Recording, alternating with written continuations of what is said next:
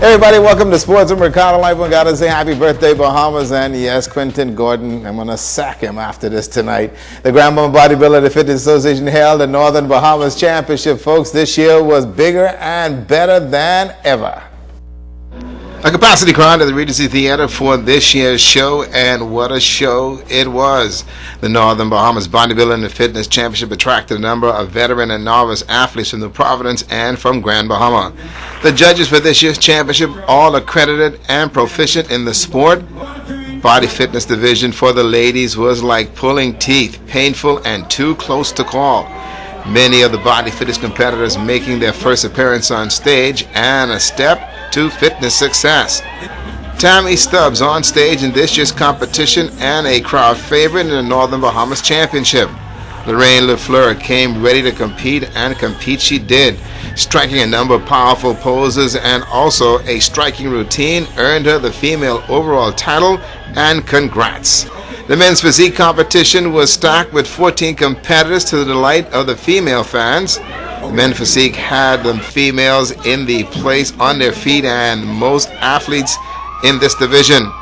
Kenny Mackey took the title back with him to New Providence. Amy Sarans entered the female fitness fatigue to prove a point on this year's show that she simply was evident in her symmetry and presentation. The New Providence-based athlete won, and awesome. This was no pushover competition. The competitors spent hours in the gym for this show, and they put on an A1 at that. Nomi Fatal presented a total package at this year's competition, some experience under her belt. The Northern Bahamas was a statement event and a second place finish. Beauty, symmetry, poise, the side of the female figure tall division, and hours spent in the gym, evident this year.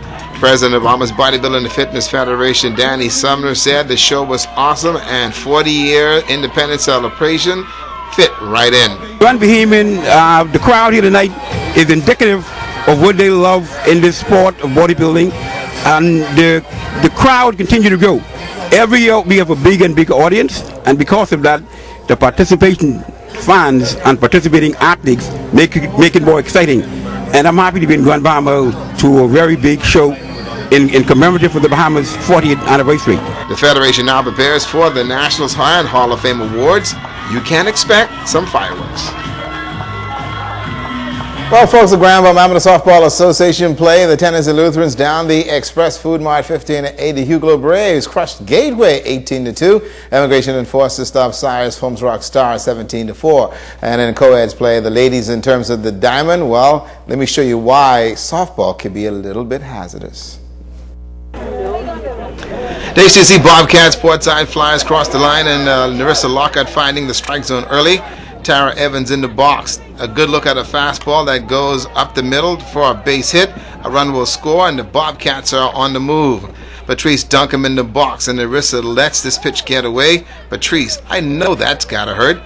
Brown turn. Watch Narissa hit the spot on the corner. That's a strike, and Brown can't believe that she was fanned. 3 outs, and they stranded 2 for the Cats. Tara Evans with the ball and ran into control problems and issued a free pass. Tara loaded the sacks and the pitch. She threw this one with some concern. The team meeting on the mound, and they had to settle down. Tara trying to do what she can, but she also walked the next batter, Ferguson. She's got a free pass. The next batter hit into a fielder's choice. The second baseman missed the tag but got the first out. There again, a flyer run. Portside Flyers taking it simply the action to the Cats, and also the bunt pop here. A good catch by Darius, the catcher. Tara Evans was able to control the fastball and the wild pitch. The Flyers went on to win this game 12-5, a final.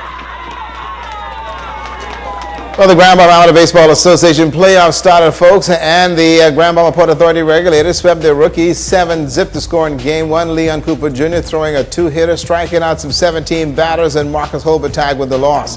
The regulators then took Game 2 6-3. Ramon Grant went the distance. The loss went to Ashley Seymour. The regulators will face the Jets Tigers in the finals, as the Tree Jacks were a no-show in Game 1, and then in Game 2, the Tigers nipped those Jacks 12-11. Ricardo Seymour got the win. The loss to Ahmad Williams. They'll start playing on Saturday. Make sure you guys do check that out. Well, the Coach Pitch League Division champions getting some national exposure this Independence, as they will travel to the nation's capital to compete. Let John Davis Roll fill you in.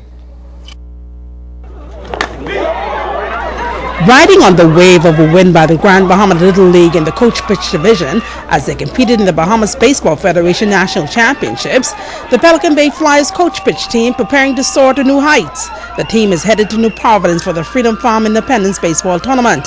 Coach K. Brian Hanna says the award-winning players are excited about taking on the competition. We have just finished the Nationals, and whereby most of the players on this team would have actually participated. We won the gold medal in the Nationals.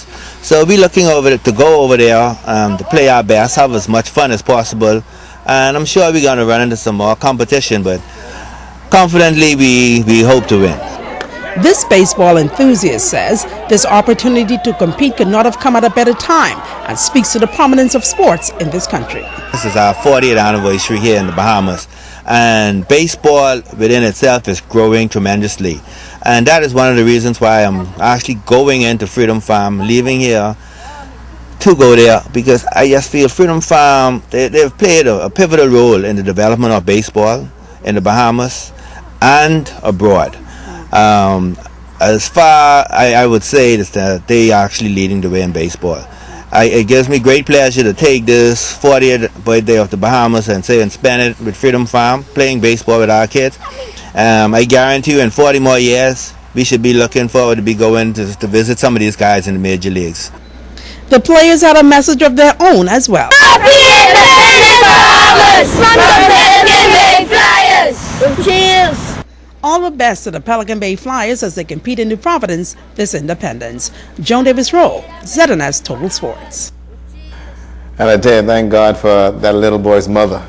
There you go. West End Snapper Tournament was a prime example why sports fishing folks is big business in the Bahamas. The West End Snapper Tournament was a record-breaking event for the anglers.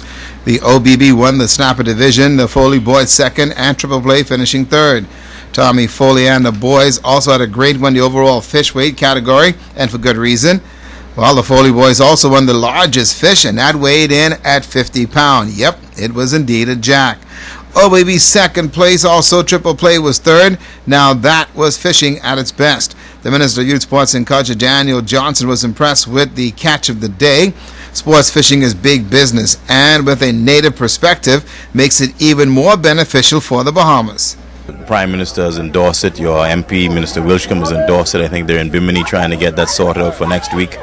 So I was very happy that I'm here for the track and field and baseball championships. But sports is a sport. You know, people have these boats called sports fishermen.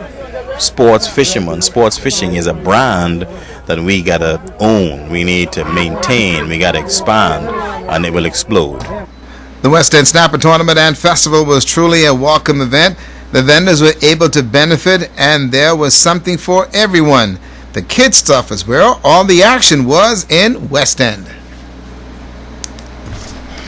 And I got to come clean, and I do apologize. Rodney Cooper did not deserve his award. The fish that he weighed in, he caught a week before and had it in the freezer and then brought it to weigh in again. Rodney, stop cheating, Rodney. That is a look at sports on your Independence Day.